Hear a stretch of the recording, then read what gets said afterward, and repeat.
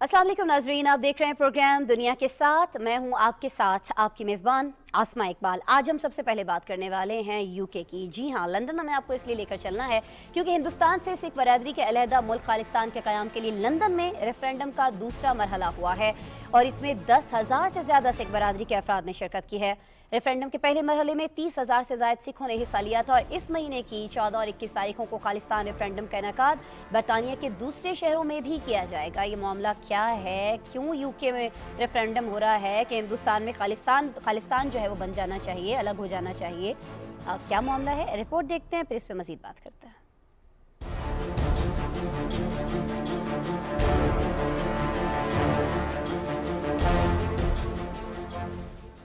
बरतानिया में खालिस्तान रेफरेंडम के दूसरे मरहले में 10,000 से जायद सिखों ने हिस्सा लिया है। रेफरेंडम की इब्तिदा में 30,000 सिखों ने खालिस्तान के कयाम के लिए शिरकत की थी। आलमी खबरसां इदारे के मुताबिक लंदन में खालिस्तान रेफरेंडम के दूसरे मरहले के लिए वोटिंग का एहतमाम लंदन के दो अतराफ में किया गया, जिसमें 10,000 से जायद सिख बरादरी के अफराद ने राय शुमारी में हिस्सा लिया। खालिस्तान रेफरेंडम में बरतानिया के तूल अर्ज से सिखों की बड़ी तादाद ने शिरकत की है। ये रेफरेंडम गैर जानिबदार माहिरीन की ज़ेर निगरानी पंजाब रेफरेंडम कमीशन के तहत करवाया गया है। रेफरेंडम के लिए मराकज पर वोटिंग के दौरान सिखों की तवील कतारें देखने में आई। रेफरेंडम के दूसरे मरहले में लंदन के मगरब में गुरुद्वारा सिंह सभा में वोटिंग का एहतमाम किया गया था। भारतीय हुकूमत ने बरतानिया में मुकीम बरादरी को खालिस्तान रेफरेंडम की सरगर्मी पर सख्त नताइज की धमकी दे रखी है और कहा है कि उनके लिए भारत के वीजे भी और कार्ड भी मनसूख कर दिए जाएंगे। ग्रीव्स-एंड और साउथ हॉल लंदन के वो इलाके हैं जहां सिख बरादरी बड़ी तादाद में रहती है। साउथ हॉल में मगरबी यूरोप का सबसे बड़ा गुरुद्वारा मौजूद है। दूसरे मरहले का आगाज उन लोगों के लिए किया गया है जो इब्तदाई मरहले में वोटिंग में शरीक नहीं हो सके थे। इस मरहले में सिख बरादरी की खवातीन ने भी भरपूर शिरकत की है। रेफरेंडम के लिए मुख्तस अमारत पर खालिस्तान का झंडा लहराया गया था और सिख रहनुमाओं ने खालिस्तान का क़याम के लिए नारे लगाए। भारतीय सिख बरादरी पंजाब को भारत से अलग करके खालिस्तान का क़याम चाहती है। सिखों का कहना था कि मोदी की इंतहा पसंद हुकूमत में अक़लियतों के लिए कोई जगह बाकी नहीं रही। जमहूरी असूलों के तहत खालिस्तान का क़याम नागुज़ीर है। बिल्कुल जी, खालिस्तान का क़याम जो है वो नागुज़ीर है और इसी वजह से अब हम ये देख रहे हैं कि लंदन में एक और रेफरेंडम का मरहला जो है वो शुरू हुआ है और 10,000 से ज़्यादा सिख बरादरी के अफराद ने शिरकत किया है। इससे पहले जो रेफरेंडम हुआ था उस बारे में भी हमने आपको आगाह किया था, इसमें 30,000 से ज़ायद सिखों ने हिस्सा लिया था। लेकिन हो क्या रहा है, रेफरेंडम तो हो रहा है, इस महीने की 14 और 21 तारीख को दोबारा से कहा जा रहा है कि एक और रेफरेंडम जो है उसका इनेकाद किया जाएगा। एक जो है वो बरतानिया के जो मुख्तलिफ शहर हैं उनमें इनका इनेकाद किया जाएगा। अभी तो हम देख रहे हैं कि लंदन के अंदर ये हो रहा है, लेकिन इस पर धमकियाँ जो हैं वो भी आना शुरू हो गई हैं। जी, मोदी सरकार की जानिब से कहा यह जा रहा है कि जो इनके वर्क परमिट हैं या जो वीज़े हैं वो कैंसिल करने के लिए कहा जाएगा उन तमाम सिखों के जो कि भारत से वर्क वीज़ा पर यूके पहुँचे हुए हैं, बरतानिया पहुँचे हुए हैं। ये धमकियाँ इनको दी जा रही है, लेकिन आप ये देख सकते हैं इन मनाजिर के अंदर कि धमकियाँ इनका कुछ बिगाड़ती हुई दिखाई नहीं दे रही हैं। इनका जो जज्बा है खालिस्तान के लिए कि जी हमारे लिए एक अलग जगह होनी चाहिए, हमारे लिए एक अलग मुल्क होना चाहिए, खालिस्तान उसका नाम होना चाहिए, अब हम हिंदुस्तान में नहीं रह सकते हैं। प्रॉब्लम्स क्या हैं जो सिख वहाँ पर फेस कर रहे हैं? वैसे तो हम जी जानते हैं कि हिंदुओं के अपने अंदर भी अगर हम हिंदुस्तान की बात करते हैं तो ज़ाहिर है अभी मोदी की जानिब से कोशिश भी ये की जा रही है कि जो जैसा नाम है वैसा ही इसको बना दिया जाए, सिर्फ हिंदुओं के रहने की जगह बनाई जाए। और सिर्फ इसके लिए ये नहीं है कि सोचा जा रहा है, बल्कि इस सोच पर अमल दरामद भी किया जा रहा है। अमल दरामद किस तरह से किया जा रहा है कि जो भी कोई और अक़लियत यहाँ पर बस रही है, यहाँ पर मौजूद है, उसका जीना जो है वो दो भर किया जा रहा है, उसका जीना जो है वो मुश्किल बनाया जा रहा है। बहुत सारे ऐसे हथकंडे अपनाए जा रहे हैं।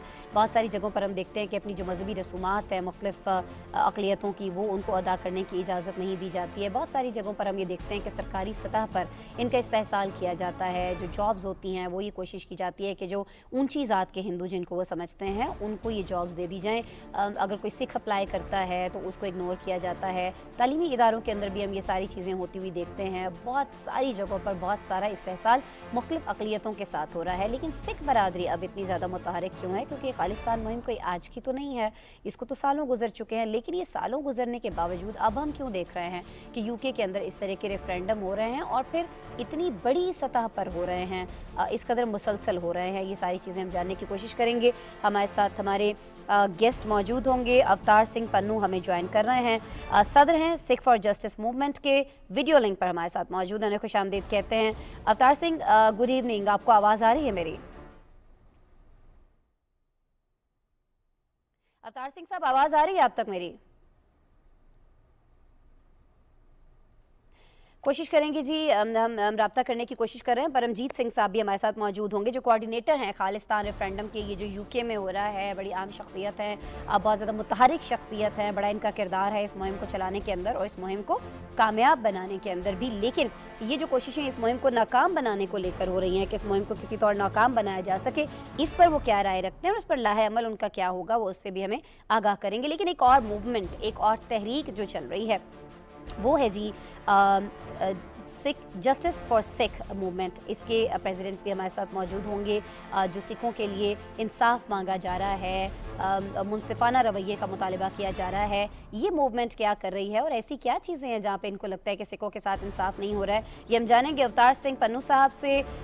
सदर हैं जस्टिस फॉर सिख मूवमेंट के, हमारे साथ वीडियो लिंक पर मौजूद हैं। अवतार सिंह, आप तक आवाज़ आ रही है मेरी? हाँ जी, आ रही है जी आपकी आवाज़। Good evening, welcome, thank you so very much, आप हमारे साथ शो में मौजूद हैं। अवतार सिंह साहब, पहले तो मुझे ज़रा ये बताइएगा कि क्यों ज़रूरत पेश आ रही है इस तरह के रेफरेंडम करवाने की, और फिर ये कोई रेफरेंडम भारत के अंदर नहीं हो रहा है, हिंदुस्तान के अंदर नहीं हो रहा है, ये यूके में हो रहा है, बरतानिया में हो रहा है। पहले रेफरेंडम का एक मरहला हुआ, अभी दूसरा मरहला हुआ है, आगे भी आप लोग कुछ मराहिल जो हैं वो करने की तैयारी रखते हैं। आप खुद भी एक मूवमेंट चला रहे हैं, एक तहरीक चला रहे हैं जस्टिस फॉर सिख के नाम से। क्या वजह है इन सारी तहरीक की, क्यों आप लोगों को ये ज़रूरत पेश आ रही है? सब तो पहलों जिन्ने भी मेरे भैन भरा सारे टीवी चैनल लाइव सुन रहे ने, सारे सलाम अलैकुम, वाहिगुरू जी का खालसा, वाहिगुरू जी की फतेह। जो भैन जी आपने क्वेश्चन किया है कि पंजाब में नहीं हो रही, पंजाब इंडिया में नहीं हो रही, ये बिल्कुल होएगी। अगले साल जो पंजाब की विधान सभा की इलैक्शन होएगी, उदों पंजाब दे विच भी रेफरेंडम जिहड़ा वा वो होएगा। ये स्टार्टिंग जिहड़ी है पहली जिहड़ी है ये यूके दे विचों होई आ, ते यूके दे विचों पहला जिहड़ा क्वीनस एलिजाबैथ सेंटर दे विच जिहड़ा पहला सेंटर बनया सीगा 31 अक्तूबर नूं, ਉਹਦੇ ਵਿੱਚ ਹਜ਼ਾਰਾਂ ਦੀ ਤਾਦਾਦ ਦੇ ਵਿੱਚ ਤੁਸੀਂ ਇੰਟਰਨੈਸ਼ਨਲ ਜਿਹੜਾ ਮੀਡੀਆ ਵਾ ਉਹਨੇ 35 ਤੋਂ 40,000 ਪੀਪਲਸ ਜਿਹੜੇ ਨੇ ਉਹਦੇ ਵਿੱਚ एंट्री की है। आप हमारे साथ मौजूद हैं, बिल्कुल क्लियर आपकी आवाज़ भी आ रही है। ऑडियो आपकी थोड़ी डिस्टर्ब है, आप शायद कहीं वॉक कर रहे हैं। आपसे रिक्वेस्ट है कि अगर आप थोड़ा इसको बेहतर कर लें अपने फ्रेम को, ताकि हम आपके एक्सप्रेशंस भी साथ साथ देख सकें, आपको वाज़ेह तौर पे देख सकें। अवतार सिंह साहब। हाँ जी, मैं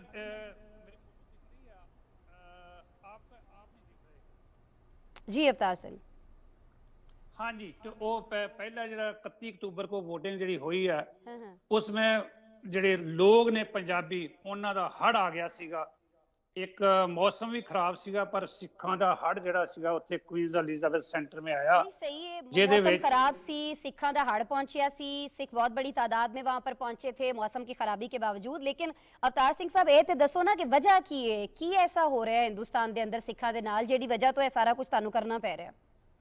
ये सिख ਜਿਹੜੇ ਪਿਛਲੇ ਆਲਮੋਸਟ 74 ਈਅਰਸ 74 ਸਾਲ ਤੇ ਜਿਹੜਾ ਇੰਡੀਆ ਵਾ ਉਹਨੇ ਸਾਨੂੰ ਸਿੱਖਾਂ ਨੂੰ ਗੁਲਾਮ ਬਣਾ ਕੇ ਰੱਖਿਆ ਵਾ, ਤੇ ਅਸੀਂ ਆਜ਼ਾਦੀ ਚਾਹੁੰਦੇ ਆਪਣੀ, ਜਿਹੜੀ ਕਿ ਭਾਰਤ ਨੇ ਕਬਜ਼ਾ ਕੀਤਾ ਹੋਇਆ ਪੰਜਾਬ ਦੇ ਉੱਤੇ। ਇਸ ਕਰਕੇ ਉਹਦਾ ਕਰਕੇ ਜਿਹੜਾ ਰੈਫਰੈਂਡਮ ਆ, ਸਿੱਖਾਂ ਨੂੰ ਉੱਥੇ ਦੋਹਰੀ ਨਾਗਰਿਕਤਾ ਦੂਜੇ ਤਰ੍ਹਾਂ ਦਾ ਸ਼ਹਿਰੀ ਮੰਨਿਆ ਜਾਂਦਾ ਵਾ, ਜਿਹੜਾ ਕਿ ਸੰਵਿਧਾਨ ਦੇ ਵਿੱਚ ਸਾਨੂੰ ਪਹਿਲੀ ਗੱਲ ਇਜਾਜ਼ਤ ਹੀ ਨਹੀਂ ਦਿੱਤੀ ਉਹਨਾਂ ਲੋਕਾਂ ਨੇ ਕਿ ਅਸੀਂ ਆਪਣੀ ਜਿਹੜੀ ਗੱਲਬਾਤ ਆ ਉਹ ਕਰ ਸਕੀਏ। ਸਾਨੂੰ ਉਹਨਾਂ ਨੇ ਗੁਲਾਮ ਬਣਾ ਕੇ ਰੱਖਿਆ ਵਾ ਪਿਛਲੇ 74 ਸਾਲ ਤੋਂ। ਇਸ ਕਰਕੇ ਸਿੱਖ ਕੌਮ ਜਿਹੜੀ ਆ ਉਹ ਜਾਗਰਤੀ ਇਹਨਾਂ ਨੂੰ ਆ ਗਈ ਆ, ਤੇ ਦੁਨੀਆ ਭਰ ਵਿੱਚ ਜੋ ਇਹਨਾਂ ਦੀਆਂ ਜਿਹੜੇ ਕਾਨੂੰਨ ਰੂਲ ਰੈਗੂਲੇਸ਼ਨ ਸਨ ਉਹਨਾਂ ਦੇ ਤਹਿਤ ਆਪਣੀ ਕੌਮ ਦਾ, ਆਪਣੇ ਪੰਜਾਬ ਦਾ ਰੈਫਰੈਂਡਮ ਕਰਾ ਕੇ ਪੰਜਾਬ ਨੂੰ ਆਜ਼ਾਦ ਜਿਹੜਾ ਉਹ ਕਰਾਉਣ ਦੀ ਜਿਹੜੀ ਆ 31 ਤਰੀਕ ਤੋਂ ਵੋਟਿੰਗ ਜਿਹੜੀ ਉਹ ਚਾਲੂ ਹੋ ਗਈ ਸੀ। ਤੇ ਵੱਖਰੇ ਵੱਖਰੇ ਕੰਟਰੀਆਂ ਦੇ ਵਿੱਚ ਜਾ ਕੇ ਇਹ ਵੋਟਿੰਗ ਜਿਹੜੀ ਆ ਇਹ ਕਰਵਾਈ ਜਾਏਗੀ। ਦੂਸਰੇ ਦੌਰ ਦੇ ਵਿੱਚ 7 ਐਸੇ ਨਵੰਬਰ ਨੂੰ ਜਿਹੜਾ ਦੂਸਰੇ ਦੌਰ ਦੇ ਵਿੱਚ 2 ਥਾਵਾਂ ਦੇ ਉੱਤੇ ਅਸੀਂ ਜਿਹੜੀ ਆ ਵੋਟਿੰਗ ਜਿਹੜੀ ਕਰਵਾਈ, ਜਿਹਦੀ ਫਿਰ ਹਜ਼ਾਰਾਂ ਦੇ ਤਾਦਾਦ ਦੇ ਵਿੱਚ ਲੋਕ ਜਿਹੜੇ ਆ ਉਹ ਪਹੁੰਚੇ। ਸਾਡਾ ਟਾਈਮ ਜਿਹੜਾ ਸੀਗਾ ਉਹ ਜਿਹੜੇ ਰਿਪਰੈਜ਼ੈਂਟੇਟਿਵ ਸੀਗੇ ਯੂਨਾਈਟਿਡ ਨੇਸ਼ਨ ਵਾਲੇ, ਉਹਨਾਂ ਦੇ ਟਾਈਮ ਨਾਲ 1 ਘੰਟਾ ਅਸੀਂ ਉਹਨਾਂ ਕੋਲ ਫੇਰ ਲਿਆ, ਓਵਰ ਟਾइम लेके फिर भी लोग कतारों ਦੇ ਵਿੱਚ ਖਲੋਤੇ पर वो वोट नहीं पा सके। अवतार सिंह साहब, ये जो आप कर रहे हैं, रेफरेंडम्स करवा रहे हैं, इसको रुकवाने के लिए, इन्हें रोकने वास्ते भारत जो है, भारत सरकार, मोदी सरकार, वो भी बहुत ज़्यादा कोशिशें कर रही है ना, एफर्ट्स कर रही है, ट्राई कर रही है कि ना रोक दिता जाए इस रेफरेंडम को। तो उसको लेके आपकी क्या हिकमत अमली है? क्या आप अगले मुल्क को समझाते हैं? आपने भी यूएस की बात की, आपने यूके की बात की, आपको परमिशन लेना पड़ती है, उन पे भी कहीं ना कहीं प्रेशर आता है भारत की तरफ से ना? देखो उन्हों दा प्रेशर जो सिखां ना करन दवो तुसी। ਵੇਖੋ ਪ੍ਰੈਸ਼ਰ ਤੇ ਉਹਨਾਂ ਉਹ ਪਾਉਂਦੇ ਨੇ, ਪਰ ਜਿਹੜਾ ਕਾਨੂੰਨ ਆ ਅਸੀਂ ਕਾਨੂੰਨ ਨੂੰ ਫਾਲੋ ਕਰ ਰਹੇ ਆ, ਜਿਹੜਾ ਕਿ ਹਿਊਮਨ ਰਾਈਟਸ ਆਰਗੇਨਾਈਜੇਸ਼ਨ ਦੇ ਤੌਰ ਤੇ ਜਿਹੜਾ ਯੂਕੇ ਦਾ ਕਾਨੂੰਨ ਆ, ਜਿਹੜਾ ਅਮਰੀਕਾ ਦਾ, ਬਾਕੀ ਕੰਟਰੀ ਦਾ ਕਾਨੂੰਨ ਹੋਵੇਗਾ, ਉਸ ਨੂੰ ਅਸੀਂ ਫਾਲੋ ਕਰਦੇ ਆ। ਇਸ ਕਰਕੇ ਸਾਨੂੰ ਇਜਾਜ਼ਤ ਮਿਲੀ ਹੈ ਸਰਕਾਰ ਦੇ ਵੱਲੋਂ ਕੁਈਨਜ਼ ਐਲਿਜ਼ਾਬੈਥ ਸੈਂਟਰ, ਜਿੱਥੇ ਕਿ ਸਾਨੂੰ ਅੱਜ ਤੋਂ 74 ਸਾਲ ਪਹਿਲਾਂ ਗੁਲਾਮ ਬਣਾਇਆ ਗਿਆ, ਉਸੇ ਥਾਂ ਦੇ ਉੱਤੇ ਸਿੱਖ ਕੌਮ ਨੇ ਆਪਣਾ ਰੈਫਰੈਂਡਮ ਜਿਹੜਾ ਵਾ ਉਹ ਹੁਣ ਜਿਹੜਾ ਕਰਾਇਆ ਵਾ ਤੇ ਵੋਟਾਂ ਪਵਾਈਆਂ ਨੇ, ਜਿਹੜੀ ਹਜ਼ਾਰਾਂ ਦੇ ਤਾਦਾਦ ਦੇ ਵਿੱਚ ਲੋਕ ਜਿਹੜੇ ਨੇ ਉੱਥੇ ਆਏ ਨੇ। ਠੀਕ ਹੈ ਜੀ ਜੀ ਜੀ ਅਵਤਾਰ ਸਿੰਘ ਸਾਹਿਬ। ਇਸੇ ਤਰ੍ਹਾਂ ਅਸੀਂ ਬਾਕੀ ਕੰਟਰੀਆਂ ਦੇ ਵਿੱਚ ਵੀ ਜਾ ਕੇ ਰੈਫਰੈਂਡਮ ਦੀਆਂ ਵੋਟਾਂ ਜਿਹੜੀਆਂ ਉਹ ਕਰਾਵਾਂਗੇ। ਤੇ ਪੰਜਾਬ ਦੇ ਵਿੱਚ ਅਗਲੇ ਸਾਲ ਜਦੋਂ ਵਿਧਾਨ ਸਭਾ ਦੀ ਇਲੈਕਸ਼ਨ ਹੋਣੀ ਆ, ਮਈ ਚ ਹੁੰਦੀ, ਅਪ੍ਰੈਲ ਚ ਹੁੰਦੀ ਆ, ਮਾਰਚ ਚ ਹੁੰਦੀ ਆ, ਉਸ ਦੇ ਵਿੱਚ ਅਸੀਂ ਉੱਥੇ ਵੀ ਵੋਟਾਂ ਜਿਹੜੀਆਂ ਉਹ ਕਰਾਵਾਂਗੇ ਤੇ ਆਪਣੇ ਪੰਜਾਬ ਨੂੰ ਭਾਰਤ ਦੇ ਕਬਜ਼ੇ ਦੇ ਵਿੱਚੋਂ ਆਜ਼ਾਦ ਕਰਾ ਕੇ ਆਪਣਾ ਦੇਸ਼ ਖਾਲਿਸਤਾਨ ਬਣਾਵਾਂਗੇ ਜੀ। ठीक है, बस इन्ना दस दिओ अवतार सिंह साहब कि जिस तरह तुसी लगे हो यूके दे अंदर मुतहरिक हो, यूएस च एफर्ट कर रहे हो, उस तरह दी एक एनर्जी जिहड़ी है वो भारत दे अंदर जिहड़ा सिख है उहदे अंदर भी दिखाई देंदी है, या आपको लगता है कि नहीं?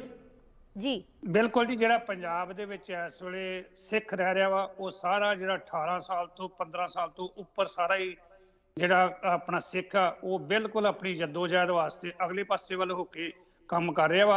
ਇਸੇ ਤਰ੍ਹਾਂ ਜਿਹੜੇ ਸਾਡੇ ਮੁਸਲਮਾਨ ਭਰਾ ਨੇ ਪੰਜਾਬ ਦੇ ਵਿੱਚ ਰਹਿੰਦੇ, ਕੁਝ ਕ੍ਰਿਸਚੀਅਨ ਲੋਕ ਰਹਿੰਦੇ ਨੇ, ਹਿੰਦੂ ਰਹਿੰਦੇ ਨੇ, ਸਾਰੇ ਪੰਜਾਬ ਨੂੰ ਆਜ਼ਾਦ ਕਰਾਉਣ ਦੇ ਵਿੱਚ ਬਹੁਤ ਅਗਲੇ ਪਾਸੇ ਵੱਲ ਤੁਰ ਕੇ ਉਹ ਸਪੋਰਟ ਕਰ ਰਹੇ ਨੇ। ਉਹ ਚਾਹੁੰਦੇ ਨੇ ਕਿ ਅਸੀਂ ਭਾਰਤ ਦੇ ਕਬਜ਼ੇ ਦੇ ਵਿੱਚੋਂ ਸਾਰੇ ਆਜ਼ਾਦ ਹੋ ਜਾਈਏ ਤੇ एक सोना देश पंजाब ਜਿਹੜਾ ਪਹਿਲਾ ਸੀ। नहीं, पर अवतार सिंह साहब, जब इस तरह की कोई मुहिम चलाई जाती है तो फिर भारत सरकार जब खास तौर पर जब मोदी की हुकूमत हो भारत जैसे मुल्क के अंदर, तो फिर रिएक्शन भी तो आता है ना कुछ फिर उन्होंने वालों रद्द अमल भी आता है सामने। कुछ सिखा नाल होर भी ज्यादती की जाएगी इस यूके में जो कुछ हुआ है, तो आप लोग उसके लिए रेडी हैं? हो रही हैं ऐसी चीजें आप लोगों के अगेंस्ट? ਭੈਣ ਜੀ, ਪਹਿਲਾਂ ਉਹ ਪਿਛਲੇ 74 ਸਾਲ ਦੇ ਉੱਤੋਂ ਸਾਡੇ ਉੱਤੇ ਤਸ਼ੱਦਦ ਕਰਦੇ ਆ ਰਹੇ ਨੇ, ਵੱਖਰੇ ਵੱਖਰੇ ਟਾਈਮ ਦੇ ਉੱਤੇ ਸਾਡਾ ਪਾਣੀ ਖੋਹ ਕੇ ਲੈ ਗਏ, ਸਾਡੀ ਐਜੂਕੇਸ਼ਨ ਖੋਹ ਕੇ ਲੈ ਗਏ। ਅੱਜ ਸਿੱਖ ਕੌਮ ਜਿਹੜੀ ਆ ਉਹ ਘਰਾਂ ਦੇ ਵਿੱਚੋਂ ਬਾਹਰ ਆ ਗਈ ਹੈ। ਹੁਣ ਸਾਡੀਆਂ ਜ਼ਮੀਨਾਂ ਖੋਹਣ ਨੂੰ ਫਿਰਦੀ ਸੀ ਮੋਦੀ ਸਰਕਾਰ, ਪਰ ਸਿੱਖਾਂ ਦੇ ਅੰਦਰ ਇਸ ਵੇਲੇ, ਮੁਸਲਮਾਨਾਂ ਦੇ ਅੰਦਰ ਜਿਨ੍ਹਾਂ ਕੇ ਜ਼ਮੀਨਾਂ ਨੇ, ਉੱਥੇ ਜਿਹੜੇ ਖੇਤੀ ਕਰਦੇ ਨੇ, ਉਹ ਸਾਰੇ ਲੋਕ ਘਰਾਂ ਤੋਂ ਬਾਹਰ ਨਿਕਲ ਕੇ ਆਣ ਕੇ ਤੇ ਇਸ ਵੇਲੇ ਦਿੱਲੀ ਦੀਆਂ ਸੜਕਾਂ ਦੇ ਉੱਤੇ ਉਹਨਾਂ ਇੰਡੀਆ ਨੂੰ ਘੇਰਿਆ ਹੋਇਆ। ਇਸ ਕਰਕੇ ਜਿਹੜੇ ਪੰਜਾਬ ਦੇ ਲੋਕ ਨੇ ਉਹ ਆਪਣੀ ਆਜ਼ਾਦੀ ਹੁਣ ਚਾਹੁੰਦੇ ਨੇ ਤੇ ਉਹ ਬਹੁਤ ਜਲਦੀ ਜਿਹੜੀ ਆਜ਼ਾਦੀ ਜਿਹੜੀ ਆ ਸਿੱਖ ਕੌਮ ਆਪਣੀ ਜਦੋਜਹਿਦ ਕਰਕੇ ਰੈਫਰੈਂਡਮ ਕਰਾ ਕੇ ਯੂਨਾਈਟਿਡ ਨੇਸ਼ਨ ਦੇ ਵਿੱਚ ਆਪਣਾ ਕਲੇਮ ਜਿਹੜਾ ਵਾ ਉਹ ਜ਼ਰੂਰ ਕਰੇਗੀ। चलो जी, साड़ियां दुआवां तुहाडे नाल ने, मेरी टीम दियां, सारे देखण वालियां दियां, कि जिहड़ी जिद्दोजहद तुसीं कर रहे हो, जिन्ना तुसीं कुर्बानी दे रहे हो, इहदा रिजल्ट लाजमी आए। ਜਿਹੜੇ ਵੀਵਰ ਤੁਹਾਨੂੰ ਦੇਖ ਰਹੇ ਨੇ, ਪਾਕਿਸਤਾਨ 'ਚ ਵੀ ਬੜੇ ਸਿੱਖ ਸਾਡੇ ਨਾਲ ਵੱਸਦੇ ਨੇ, ਦੋਸਤੀਆਂ ਨੇ ਵੀ, ਫੈਮਲੀਆਂ ਨੇ ਵੀ ਉੱਠਣਾ ਬੈਠਣਾ ਹੈ ਸਾਡਾ, ਬੜੇ ਚੰਗੇ ਤਰੀਕੇ ਨਾਲ ਪਾਕਿस्तान 'ਚ ट्रीट किया जाता है। लेकिन तुसीं भारत के रवैये तो मुतमईन नहीं हो, मुहिम चला रहे हो। बेस्ट विशेस इस मूवमेंट के लिए। अवतार सिंह पन्नू साहब, बहुत शुक्रिया, आप हमारे साथ मौजूद थे। ये जो जस्टिस फॉर सिख मूवमेंट आप चला रहे हैं कि सिखों को जस्टिस मिल सके, इंसाफ मिल सके, हमारी दुआ है कि आप इसमें कामयाब हों और ये जो खालिस्तान जिसका ख्वाब आप लोग देख रहे हैं ये बिल्कुल उसी तरह से बने जी जिस तरह से बहुत सालों पहले पाकिस्तान बनाने का ख्वाब देखा गया था। कुर्बानियाँ तो बहुत देना पड़ी थी, लेकिन ये पाकिस्तान का ख्वाब भी पूरा हुआ था। उम्मीद है कि इसी तरह से खालिस्तान का ख्वाब भी पूरा होगा, क्योंकि अब ये दिखाई दे रहा है नाज़रीन कि जो सिख बरादरी है वो खामोश बैठने वाली नहीं है, वो बहुत ज़्यादा एक्टिव हो चुकी है। पिछले 74 साल से जो चीज़ें उनके साथ हो रही थी, अब उन्होंने कहा है कि जी इसको बिल्कुल भी हम बर्दाश्त नहीं करेंगे। और एक और अहम शख्सियत इस पर बात करने के लिए परमजीत सिंह साहब हमें ज्वाइन कर रहे हैं, जो कि कोऑर्डिनेटर हैं खालिस्तान रेफरेंडम के यूके से। वीडियो लिंक पे हमारे साथ मौजूद है, उनसे बात करते हैं। परमजीत सिंह साहब, गुड इवनिंग, की हाल है तुहाडा? खैरियत नाल हो? परमजीत साहब, आवाज आ रही है आपको? ऑडियो नहीं सुन पा रहे हैं। परमजीत सिंह हमारे साथ लाइन पर मौजूद है, कोऑर्डिनेटर हैं खालिस्तान रेफरेंडम के।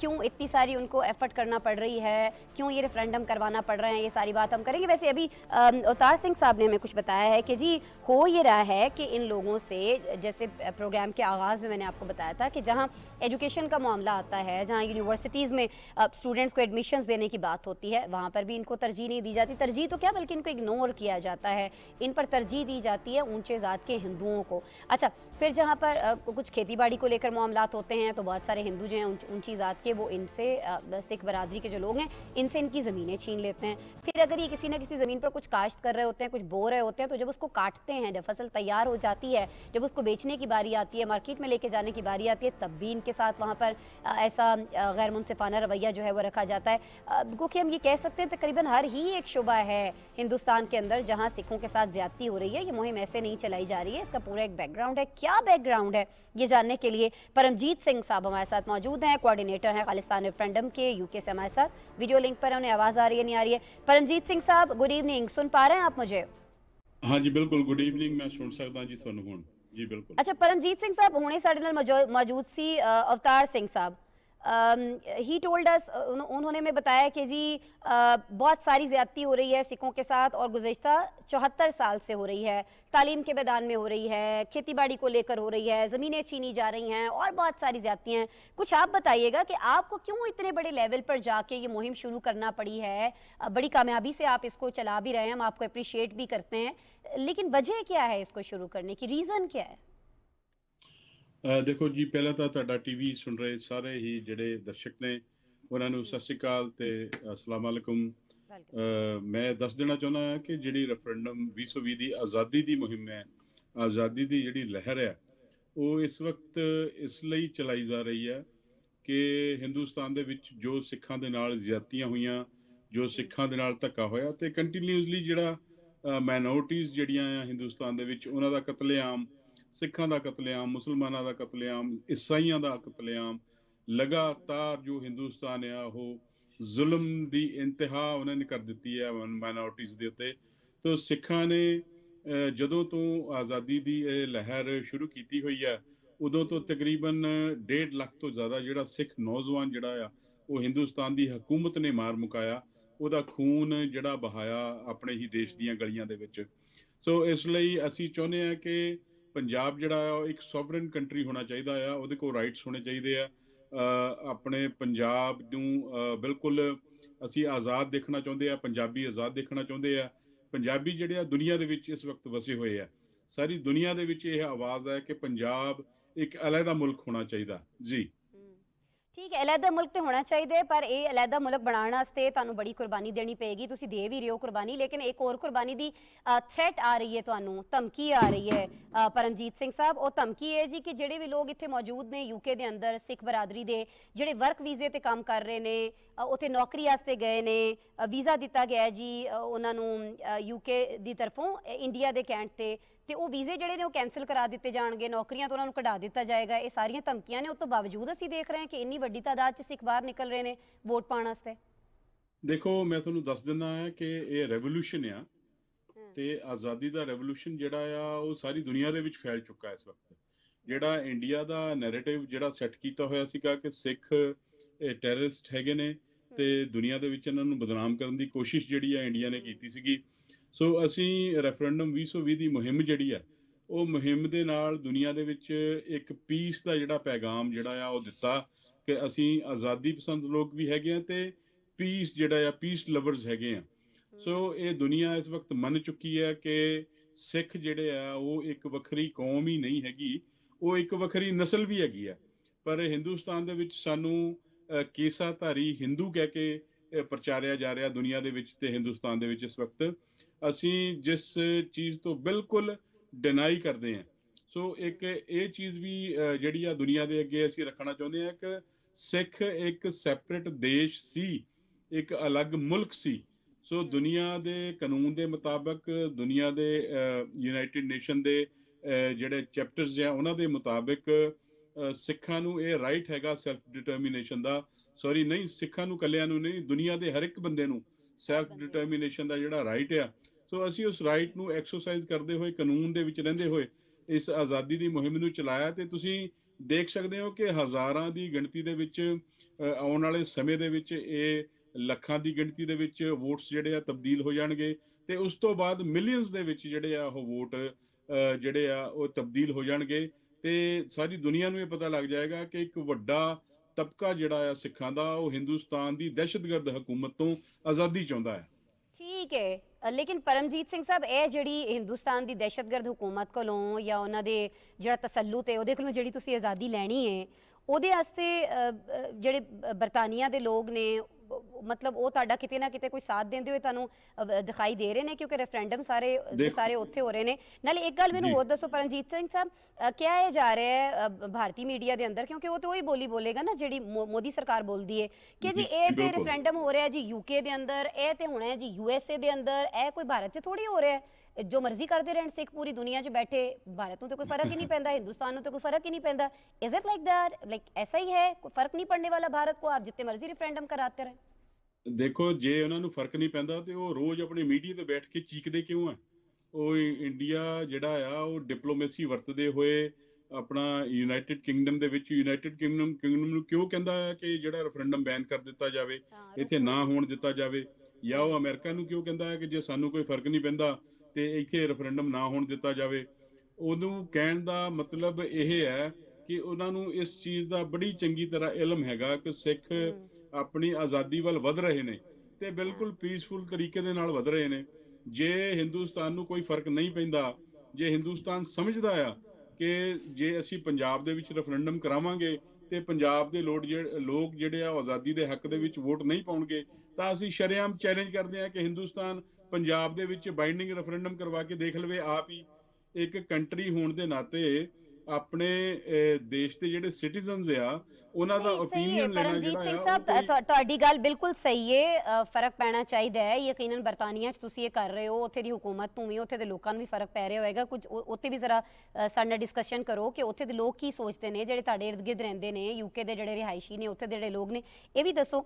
ਤੇ ਫਿਰ ਜ਼ਰਾ ਇਹ ਵੀ ਦੱਸੋ ਕਿ ਤੁਹਾਡੀ ਅੱਗੇ ਹਿਕਮਤ ਅਮਲੀ ਕੀ ਹੈ ਪਰਮਜੀਤ ਸਿੰਘ ਸਾਹਿਬ? ਤੁਸੀਂ ਕਿੰਨਾ ਇੱਕ ਕੋਈ ਟਾਈਮ ਰੱਖਿਆ ਕਿ ਜੀ ਇੰਨੇ ਟਾਈਮ ਦੇ ਅੰਦਰ ਫਿਰ ਅਸੀਂ ਇਹ ਚੀਜ਼ ਜਿਹੜੀ ਹੈ ਭਾਰਤ 'ਚ ਅਸੀਂ ਤੇਜ਼ ਕਰਾਂਗੇ, ਪਹਿਲੇ ਅਸੀਂ ਬਾਕੀ ਮੁਲਕਾਂ 'ਚ ਕਰਾਂਗੇ, ਫਿਰ ਭਾਰਤ 'ਚ ਤੇਜ਼ ਕਰਾਂਗੇ, ਤੇ ਇੰਨਾ ਟਾਈਮ ਹੈ ਜੀ ਸਾਡੇ ਕੋਲ ਆਜ਼ਾਦੀ ਵਾਸਤੇ? ਕੋਈ ਟਾਈਮ ਲਿਮਿਟ ਰੱਖੀ ਹੈ? ਕਿਉਂਕਿ ਹੁਣ ਤੇ 74 ਸਾਲ ਹੋ ਗਏ ਤੇ ਭਾਰਤ ਤੇ ਹੀ ਸੋਚ ਰਿਹਾ ਕਿ ਜੀ ਅਗਲੇ 74 ਸਾਲ ਵੀ ਇੰਝ ਹੀ ਕਰਦੇ ਰਵਾਂਗੇ ਤੁਹਾਡੇ ਨਾਲ।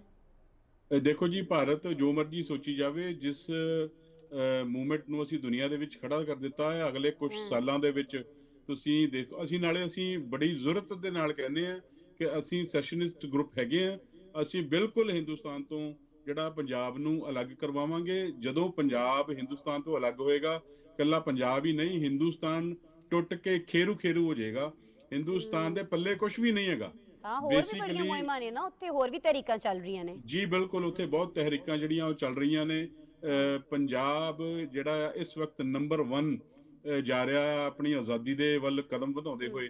ਸੋ ਜਦੋਂ ਪੰਜਾਬ ਆਪਣੀ ਆਜ਼ਾਦੀ ਵੱਲ ਕਦਮ ਵਧਾਉਂਦੇ ਹੋਏ ਜਾ ਰਿਹਾ ਤੇ ਹਿੰਦੁਸਤਾਨ ਨੇ ਜੋ ਇਸ ਵਕਤ ਹੂ ਹੱਲਾ ਮਚਾਇਆ ਹੋਇਆ ਸਾਰੀ ਦੁਨੀਆ ਦੇ ਵਿੱਚ ਕਿ ਤੁਸੀਂ ਰੈਫਰੈਂਡਮ ਨੂੰ ਬੈਨ ਕਰੋ, ਰੈਫਰੈਂਡਮ ਨਾ ਕਰਨ ਦਿੱਤਾ ਜਾਵੇ, ਜੇ ਇਹਨਾਂ ਨੂੰ ਫਰਕ ਨਹੀਂ ਪੈਂਦਾ ਫਿਰ ਕਿਉਂ ਇਹ ਹੱਲਾ ਮਚਾਇਆ ਹੋਇਆ ਇਹਨਾਂ ਨੇ ਪੰਜਾਬੀਆਂ ਦੇ ਉੱਤੇ ਕਿ ਪੰਜਾਬੀਆਂ ਨੂੰ ਬੈਨ ਕੀਤਾ ਜਾਵੇ ਜਾਂ ਰੈਫਰੈਂਡਮ ਨੂੰ ਬੈਨ ਕੀਤਾ ਜਾਵੇ? ਤੇ ਇਹਨਾਂ ਨੇ ਬਹੁਤ ਜ਼ੋਰ ਜਿਹੜਾ ਆ ਉਹ ਪੰਜਾਬੀਆਂ ਦੇ ਉੱਤੇ ਲਾ ਕੇ ਦੇਖ ਲਿਆ, ਧਮਕੀਆਂ ਵੀ ਦੇ ਕੇ ਦੇਖ ਲਈਆਂ ਕਿ ਤੁਹਾਡੇ ਵੀਜ਼ੇ ਬੈਨ ਜਿਹੜੇ ਆ ਉਹ ਬੰਦ ਕਰ ਦਿਆਂਗੇ, ਤੁਹਾਡੇ OCI ਕੈਂਸਲ ਕਰ ਦਿਆਂਗੇ। ਪਰ ਸਿੱਖ ਕੌਮ ਡਰਨ ਵਾਲੀ ਨਹੀਂ ਹੈਗੀ। ਮੈਂ ਤੁਹਾਨੂੰ ਦੱਸ ਦਿੰਦਾ ਕਿ ਇਹ ਰੈਵੋਲੂਸ਼ਨ ਆ। ਇਹ ਹਿੰਦੁਸਤਾਨ ਇਹ ਯਾਦ ਰੱਖੇ ਕਿ ਇਹ ਇਕੱਲਾ ਬਾਹਰਲੇ ਦੇਸ਼ਾਂ 'ਚ ਨਹੀਂ, ਦੇਸ਼ ਦੇ ਵਿੱਚ ਉਹਨਾਂ ਨੇ ਲੋਕਾਂ ਨੂੰ ਦਬਾਇਆ। ਪੰਜਾਬ ਦੇ ਵਿੱਚ, ਪੰਜਾਬ ਇੱਕ ਦੇਸ਼ ਆ ਬੇਸਿਕਲੀ, ਉਹ ਦੇਸ਼ ਆ ਮੇਰਾ, ਜਿੱਥੇ ਇਹਨਾਂ ਨੇ ਕਤਲੋਗਾਰਤ ਮਚਾਈ ਹੈ, ਜਿੱਥੇ ਇਹਨਾਂ ਨੇ ਸਿੱਖ ਨੌਜਵਾਨੀ ਦਾ ਖੂਨ ਬਹਾਇਆ। ਉਹ ਲੋਕ ਜਿਹੜੇ ਆ ਇਹਨਾਂ ਤੋਂ ਨਿਜ਼ਾਤ ਚਾਹੁੰਦੇ ਆ, ਇਹਨਾਂ ਤੋਂ ਆਜ਼ਾਦੀ ਚਾਹੁੰਦੇ ਨੇ। ਸੋ ਅਸੀਂ ਬਿਲਕੁਲ ਇਹਨਾਂ ਨੂੰ ਚੈਲੰਜ ਕਰਦੇ ਹਾਂ ਕਿ ਜੇ ਇਹ ਸੋਚਦੇ ਆ ਕਿ ਪੰਜਾਬ ਦੇ ਲੋਕ ਨਹੀਂ ਆਜ਼ਾਦੀ ਚਾਹੁੰਦੇ ਤੇ ਇਹ ਜ਼ਰੂਰ ਆਪਣੇ ਦੇਸ਼ ਦੇ ਵਿੱਚ ਬਾਈਂਡਿੰਗ ਰੈਫਰੈਂਡਮ ਕਰਾਉਣ, ਔਰ ਅਸੀਂ ਉਸ ਦੇਸ਼ ਦੇ ਵਿੱਚ ਆ ਕੇ ਬਾਈਂਡਿੰਗ ਰੈਫਰੈਂਡਮ ਦਾ ਹਿੱਸਾ ਬਣਾਂਗੇ। ਔਰ ਤੁਹਾਡੇ ਸਾਹਮਣੇ ਕੁਝ ਇੱਕ ਦਿਨਾਂ ਦੇ ਵਿੱਚ ਜਿਹੜਾ ਆ ਉਹ ਪੰਜਾਬ ਆਜ਼ਾਦ ਹੋਏਗਾ, ਕਿਉਂਕਿ ਪੰਜਾਬ ਹਿੰਦੁਸਤਾਨ ਦੇ ਨਾਲ ਰਹਿਣਾ ਹੀ ਨਹੀਂ ਚਾਹੁੰਦਾ। ਪੰਜਾਬ ਰਹਿਣਾ ਨਹੀਂ ਚਾਹੁੰਦਾ ਪਰ ਜ਼ਬਰਦਸਤੀ ਹਿੰਦੁਸਤਾਨ ਰੱਖਣਾ ਚਾਹੁੰਦਾ ਹੈ, ਤੇ ਰੱਖਣਾ ਵੀ ਆਪਣੀ ਮਰਜ਼ੀ ਨਾਲ ਚਾਹੁੰਦਾ ਹੈ ਕਿ ਜੀ ਜਿੱਦਾਂ ਅਸੀਂ ਰੱਖਿਆ ਉਂਝ ਤੁਹਾਨੂੰ ਰਹਿਣਾ ਪਏਗਾ, ਇਹ ਬਿਲਕੁਲ, ਸਲੂਕ ਹੋਏਗਾ ਤੇ ਇਹ ਸਲੂਕ ਤੁਹਾਨੂੰ ਮਨਜ਼ੂਰ नहीं।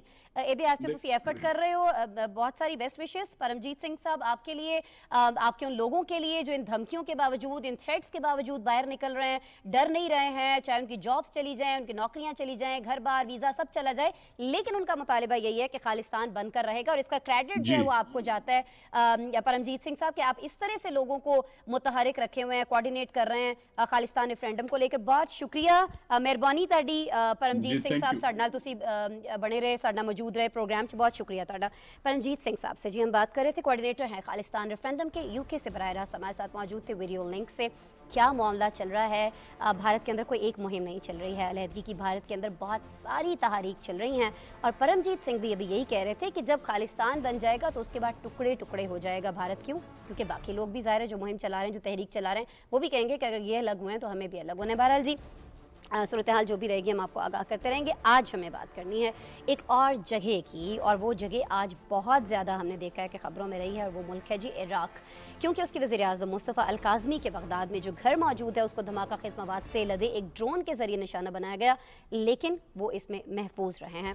इराक़ी वज़ीर आज़म ने वाक़ये के बाद एक रिकॉर्ड किया गया पैगाम भी जारी किया है, जिसमें वो खैरियत से हैं, उन्होंने ये बताया है, लेकिन इस सारे वाक़ये को, इस हमले को जो उन पर किया गया जो कि नाकाम हुआ, आलमी सतह पर इसकी शदीद मजम्मत की जा रही है।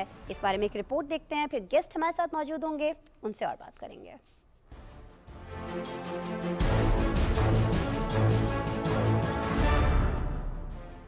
आलमी खबर इदारे के मुताबिक बगदाद के ग्रीन जोन में वाक़े इराकी वज़ीर आज़म की रहायश को ड्रोन से निशाना बनाया गया है, जो कि मुबैना तौर पर वज़ीर आज़म पर कातलाना हमला था। मुबैना हमले के बाद उन्होंने अपने ट्वीट में लिखा है कि इराक की खातिर सबको तहम्मुल और इत्मीनान का मुजाहिरा करना चाहिए। सरकारी हुकाम के मुताबिक होने वाले ड्रोन हमले में वज़ीर आज़म की सिक्योरिटी के अमले में से कम अज कम 6 लोग जख्मी हुए हैं। बगदाद के ग्रीन जोन में मुताद्दिद सरकारी इमारतें और सफारत खाने मौजूद हैं। अभी तक इस हमले की जिम्मेदारी किसी ने कबूल नहीं की।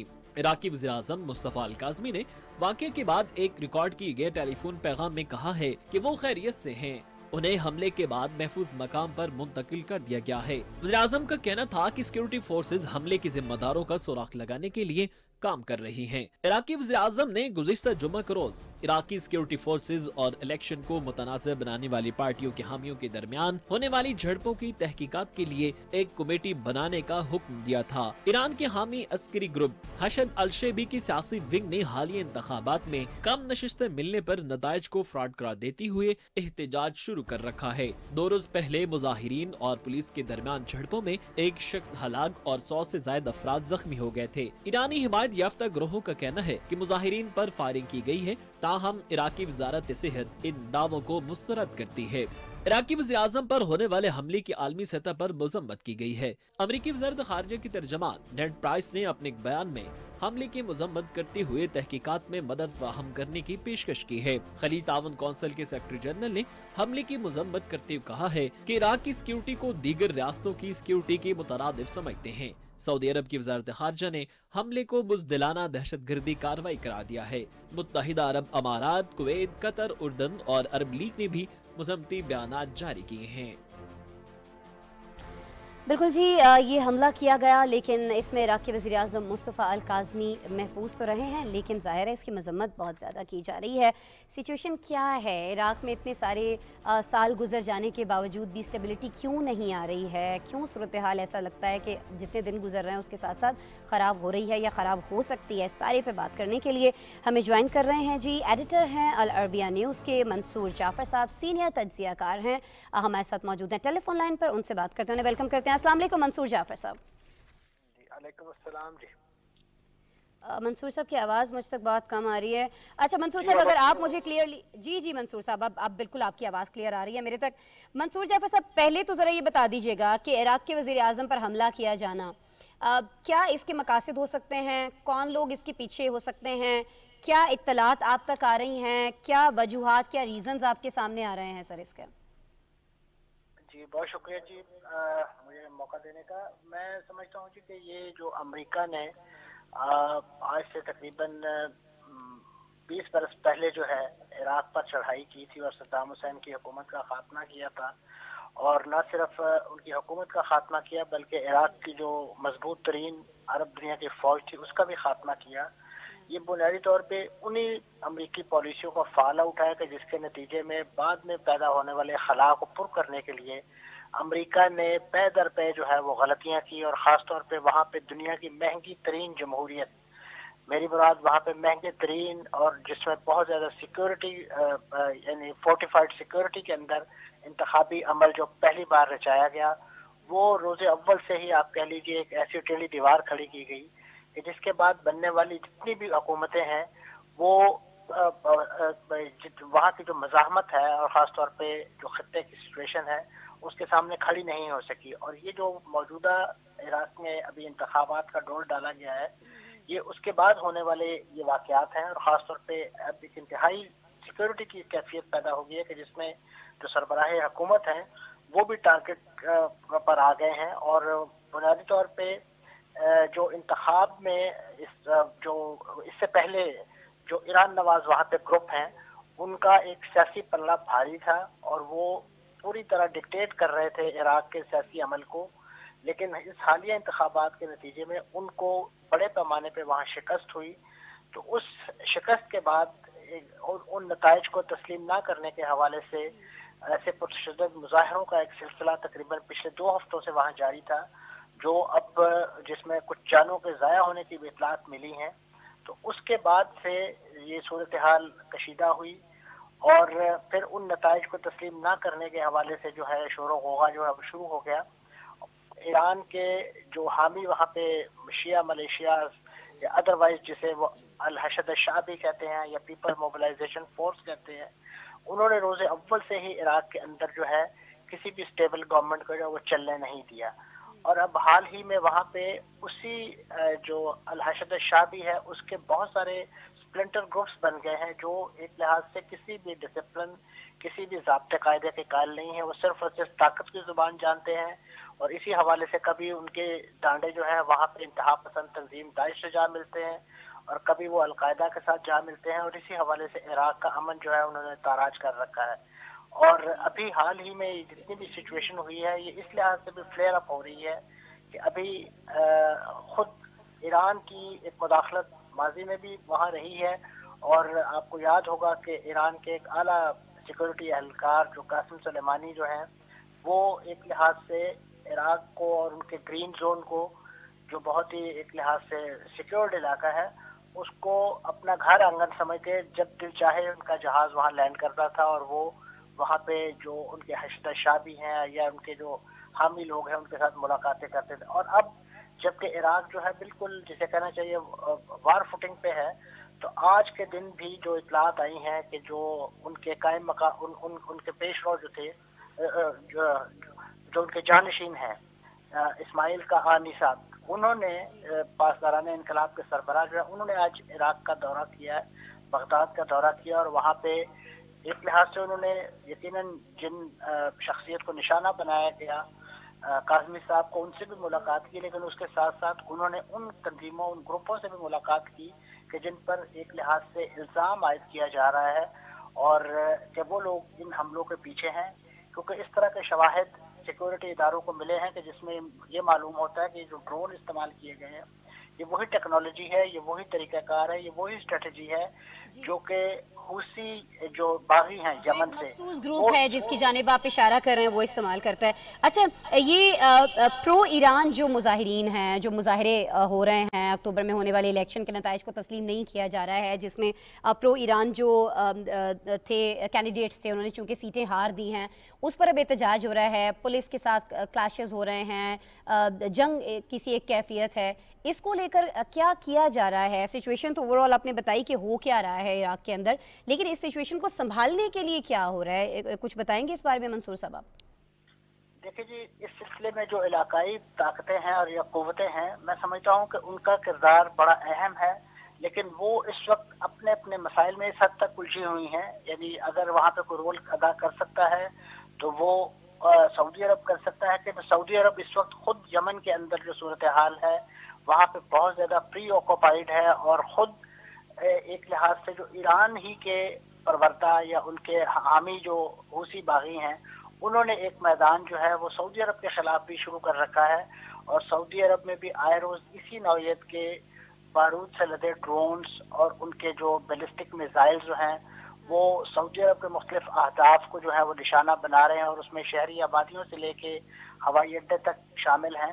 तो इस तरह की सूरत हाल में इस वक्त यानी आप कह सकते हैं कि इलाके में एक बिल्कुल वैक्यूम है, पॉलिटिकल वैक्यूम है, कि जिसको पुर करने के लिए यकीनन जो इलाकाई फोर्सेस हैं वो इनएक्टिव दिखाई देती हैं। लेकिन वहाँ पे अगर अमेरिकन या उनके जो इत्तेहादी हैं वो इस मामले में कोई रोल अदा कर सकते हैं, तो उनकी एक रिप्यूट इतनी ख़राब हो चुकी है, क्योंकि माजी में जिस तरह की गलत इंटेलिजेंस रिपोर्ट्स को बुनियाद बनाकर इराक का जो है वो एक लिहाज से उस तख्ता मश्क बनाया गया है, और आज अगर इराक लहू लहू है तो बुनियादी तौर पे उन्हीं गलत पॉलिसियों के नतीजे में है।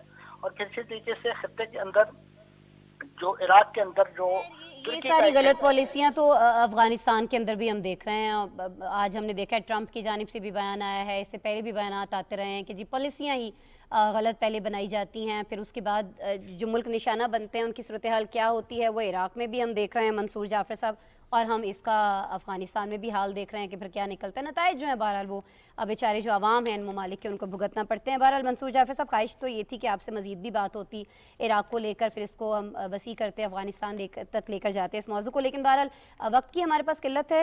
मंसूर जाफर साहब, आपको फिर किसी रोज़ यकीनन ज़हमत देंगे। आप एडिटर हैं अल अरबिया न्यूज़ के लिए, सीनियर तज्ज़ियाकार हैं, हमारे प्रोग्राम में मौजूद थे, अपना तज्ज़िया शेयर कर रहे थे। बहुत शुक्रिया सर आपके वक्त के लिए। अच्छा जी, अमेरिका की बात हो रही थी, मंसूर जाफर साहब भी यही समझते हैं बहुत सारे लोगों की तरह, और अब तो ये एक आम सी बात हो गई है कि जी जब भी किसी मुल्क पर कोई अटैक किया जाता है अमेरिका की तरफ से तो फिर उससे निकलना किस तरह से, उसको लेकर भी पॉलिसियाँ बहुत सारी गलत बनाई जाती हैं। पहले तो अटैक का फैसला ही गलत होता है जो बाद में तस्लीम किया जाता है, लेकिन फिर निकलने की जो हिकमत अमली है वो भी गलत होती है, और नतीजा खमियाजा किसको भुगतना पड़ता है, उन ममालिक के आवाम को। ये सारा कुछ इराक में भी हम होता हुआ देख रहे हैं।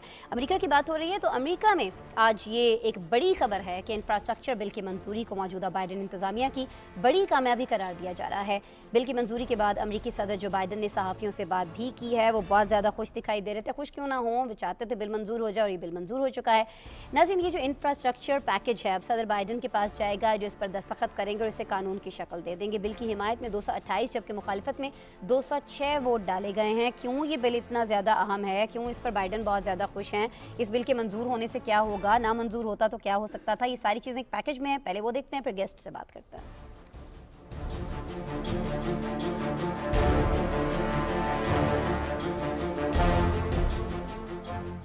आलमी खबर इस इदारे के मुताबिक अमेरिकी कांग्रेस से शहरी ढांचे की तामीर के लिए $1 खरब के पैकेज की मंजूरी के बाद अमेरिकी सदर जो बाइडन ने मीडिया से बातचीत करते हुए उसे एक बड़ी पेशरफ्त करार दिया है।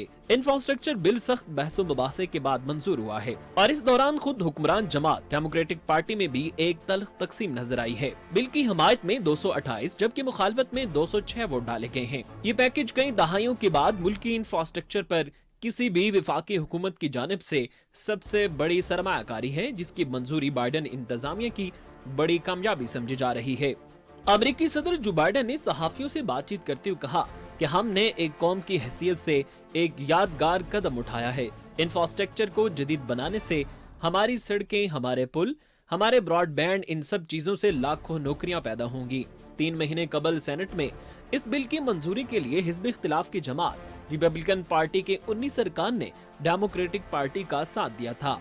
गुज़िश्ता जुमा को ईवान नुमाइंदगान में इस पैकेज के हवाले से होने वाली वोटिंग में रिपब्लिकन पार्टी के 13 अरकान ने हुकूमत का साथ दिया है, जबकि डेमोक्रेटिक पार्टी के 6 अरकान ने इसके खिलाफ वोट दिया है। इस वक्त दोनों ईवानों में डेमोक्रेटिक पार्टी को मामूली अक्सरियत हासिल है। हुक्मरान डेमोक्रेटिक पार्टी के कई अरकान को भी इस बिल पर इतराज है कि इस बिल के मुआशी असरात का पूरी तरह जायजा लिया जाएगा। गुज़िश्ता जुमा को वोटिंग में ये मामला एक मुफाहमत पर पहुंच गया है, जिसके तहत इंफ्रास्ट्रक्चर बिल पर दस्तखत और सोशल वेलफेयर बिल पर बहस के आगाज के लिए वोटिंग पर इत्तफाक हुआ है। सोशल वेलफेयर बिल की मुकम्मल मालियत का गैर जानिबदारा जायजा लेने में मुतवक्के तौर पर 2 हफ्तों से ज्यादा का वक्त दरकार है, जबकि डेमोक्रेटिक रहनुमाओं का कहना है कि ये कानून इसी महीने के आखिर तक मंजूर हो जाएगा। ये कानून मंजूर हो जाएगा इस हफ्ते के आखिर तक, ये उम्मीद जाहिर की जा रही है। जब ये कानून मंजूर हो जाएगा बाकायदा तौर पर, उस पर हम मजीद बात भी कर रहे होंगे इसी शो में। आगे बढ़ते हैं, आज़रबाईजान की बात करते हैं, जिसके मकबूजा इलाकों को आर्मीनिया से आज़ाद हुए 1 साल मुकम्मल हो गया है। और गुज़िश्ता बरस आर्मीनिया ने आलमी कवानीन और इंसानी हुकूक की खिलाफ वर्जियाँ करते हुए आज़रबाईजान की शहरी आबादी को निशाना बनाया। इस जारहियत से मुतादिद अफराद जाँ बहक और कई ज़ख्मी हुए। हमारे नुमाइंदे खुसूसी ज़ीशान भट्टी इस वक्त आज़रबाईजान के शहर गांजा में मौजूद हैं। क्या देख रहे हैं, क्या कुछ यहाँ पर हो रहा है, इस सब पे उनसे बात करते हैं। ज़ीशान, बताइएगा हमारे देखने वालों को इस इलाके की पहले तो अहमियत क्या है, 1 साल कबल जो हुआ था उसके बाद अभी सूरत हाल कुछ यहाँ पर आपको मुख्तलिफ दिखाई दे रही है, क्योंकि आप तो वहाँ मौजूद हैं सर। जी, अज़रबैजान में हम गुज़िश्ता 5 दिनों से मौजूद हैं और जो अज़रबैजान के मकबूजा इलाका काराबाग था, आर्मीनिया ने उस पर 30 बरस पहले कब्ज़ा किया था, जिसमें मुख्तलिफ शहर शामिल थे। शुशा शामिल था, फजूल शामिल था, इसके अलावा अदगाम शहर शामिल था। उसको अज़रबैजान ने गुज़िश्ता बरस आज़ाद करवाया और आज यौम फ़तह मनाया जा रहा है। पूरे अज़रबैजान में तमाम शहरी जो हैं दिन भर सड़कों पे निकल आए थे और अपने परचम जो है उन्होंने उठाए हुए थे। इसके अलावा जो सरकारी सतह पर तकरीबात का भी इनेकाद किया गया। जो अज़रबैजान के सदर हैं उन्होंने तकरीब में शिरकत की है। शुशा के इलाके में जो आर्मीनिया की एक ज़ेर कब्ज़ा था उसको आज़ाद करवाया गया था। इसके अलावा इस दौरान आर्मीनिया ने जो जारहियत जारी रखी, कई शहरी आबादी को निशाना बनाया था। अज़रबैजान के शहर गांजा पे उन्होंने सिविलियन आबादी को निशाना बनाया था, मगर 44 दिन ये जंग जारी रही, जिसके बाद अज़रबैजान ने बिल आखिर अपने जो काराबाग का इलाका था उसको दोबारा आर्मीनिया के कब्जे से आज़ाद करा लिया और अब ये कब्जा अज़रबैजान के पास वापस आ चुका है इन इलाकों का, जिसकी आज पूरा दिन फतह मनाया गया, फतह का दिन मनाया गया। और आज बाकू समेत जितने बड़े शहर हैं अज़रबैजान के, वहाँ पे तमाम शहरियों ने ये दिन फतह का दिन सेलिब्रेट किया है। जी ठीक है जी, बड़े शानदार अंदाज में सेलिब्रेशन जो हैं वो जारी हैं। आप आगाह करे थे ज़ीशान आज़रबैजान से, आपका बहुत शुक्रिया। नाज़रीन, प्रोग्राम में आज के लिए इतना ही। कल दोबारा आपसे मुलाकात होगी, अपना बहुत सा ख्याल रखिएगा। अल्लाह ने के बाद।